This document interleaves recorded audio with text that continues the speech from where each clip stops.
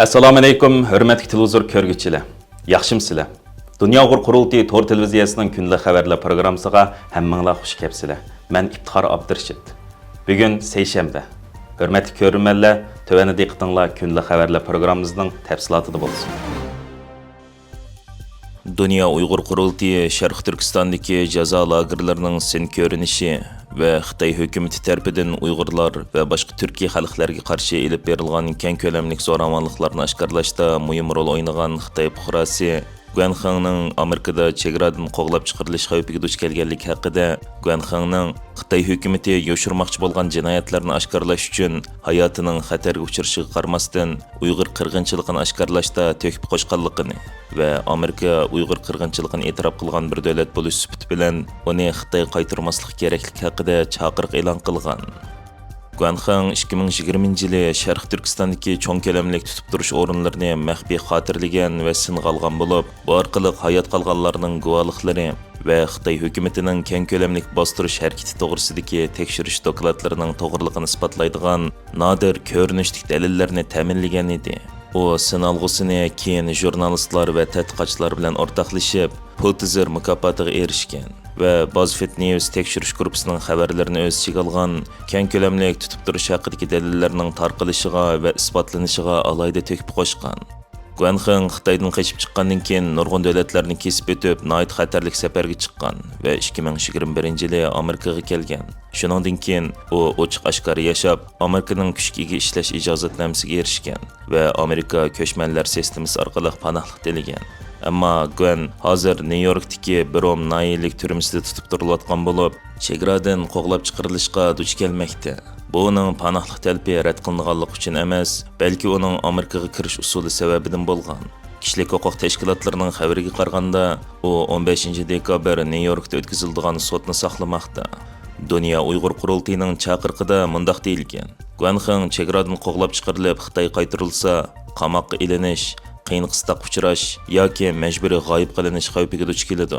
U Xitoy hukumatining jinoyatlarini xotirlashi va xalqaro taratqular bilan hamkorlashish sababidan Xitoy davlat bexatarlik o'rinlari tarafidan o'chirishga duch kelishi mumkin.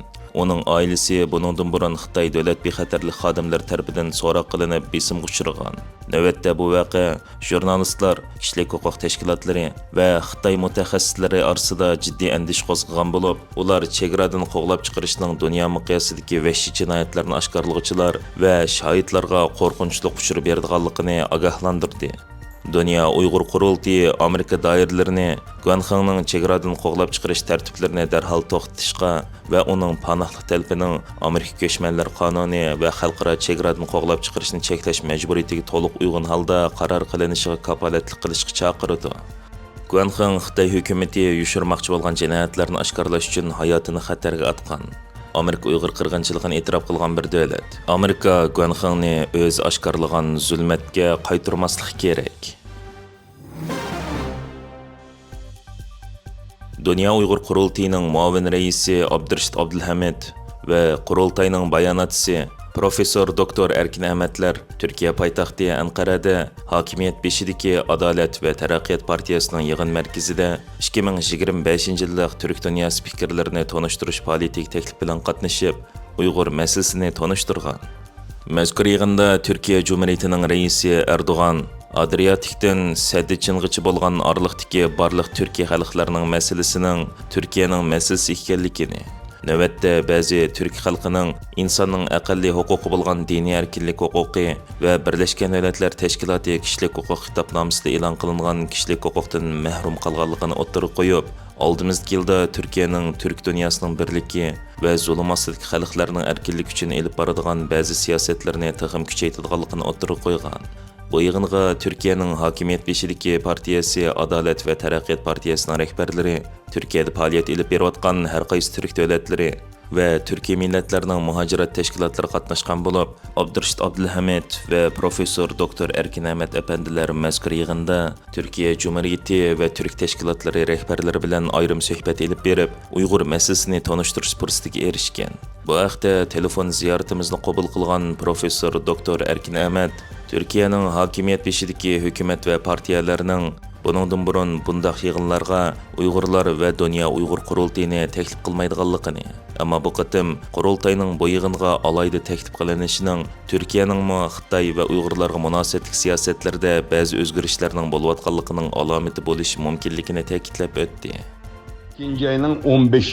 günü Türkiye'ni idare kılıvatkan Adalet ve Terakkiyat Partiyası'nınki merkezideki çoğun zalda bu partininki Türk dünyasıga karata elip bağmakçı boğan bunun dinkinki planını tonuşturuş faaliyeti ötküzüldü. Türk dünyası vizyon belgesini tonutuş faaliyeti mavzusu da. Bu faaliyetke Adalet ve Terakkiyat Partiyası'nınki erdercilik rehberleri, onundaki Türkiye'de faaliyet elip berivatkan mustakil Türkiye Cumhuriyetleri her kaysi rayonlardaki şu Türkiye milletlerinin Türkiye'de faaliyet elip berivatkan ammavi teşkilatlarının mesulları, tonulgan jurnalistler, nayet köp sanda kişi katnaştı. Biz Dünya Uygur Kurultayı'na vakaleten Dünya Uygur Kurultayı'nın mavur reisi Abdülreşit Abdülhamit Efendi, ben Dünya Uygur Kurultayı'nın bayanatçısı ve Dünya Uygur Kurultayı Vehbininki reis buluş süptüm bilen bu faaliyetke katnaştık. Bu faaliyet ceryanında partininki Türkiye Cumhuriyetlerine mesul bazı rehberleri bilen kıska bozumu yerde bir sözleşiş fırsatı oldu. Şu Türkiye'deki bizden meselege köngül bölüvatkan çoğun amavi teşkilatlarının mesulları bilen sözleşip bunun kin hemkarlaşıp nemelerini kılış doğrusu da fikir almıştırışlarını kıldık. Onun kin şu partininki aldığımızdaki yıllarda Türk dünyasıga karata elip berdiğen bazı siyasetleri, siyasi, iqtisadi, medeni cihetten kanda hizmetlerini kıldığanlığı noktalı kaldı Recep Tayyip Erdoğan şundakla şu partinin reisi üzü.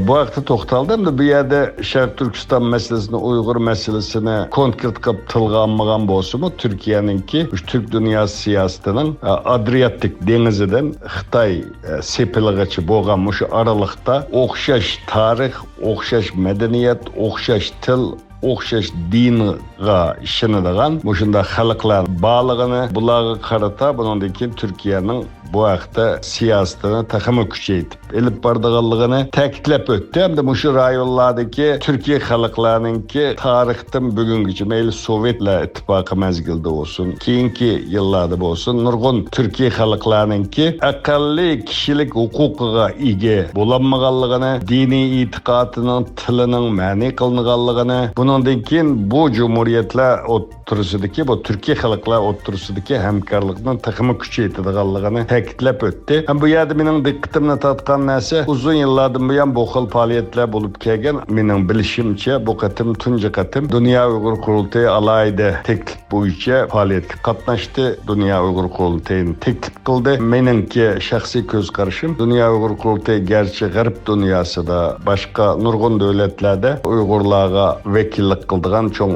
tashkilot bo'lib e'tirof qilinib, ular bilan ko'rishilayotgan bo'lsa-mu, Turkiya biraz ehtiyot qilatdi hamda Xitoy bilan bo'lgan munosabatimizga ta'sir etami deb. Ham bu qatim Dünya Uygur Kurultayı rehberlerining alayda teklif bilan bu faoliyatga qatnashishi, ularning teklif qilinishi bu bir Turkiyaninki Uyg'ur siyosetidagi boshlang'ich bo'lishi mumkin deb o'ylayman. Ham buni kelgusida buni ko'ramiz.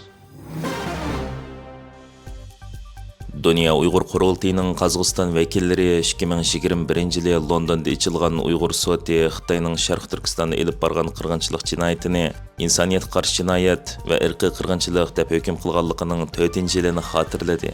Qazaqstanning Olmaota oblastida Dünya Uyghur Qurultayı'nın Qazaqstan vekilleri 2021-yili Dünya Uyghur Qurultayı tarafidan Londonda içilgan Uyghur sot kollegiyasi Xitayning Sharq Turkistonda elib bargan qirg'inchilik jinoyatini insoniyatga qarshi jinoyat va irqiy qirg'inchilik deb hukm qilganligining 4-yilini xotirlab, shahidlarning ro'yiga atab duo tilovat qilgan.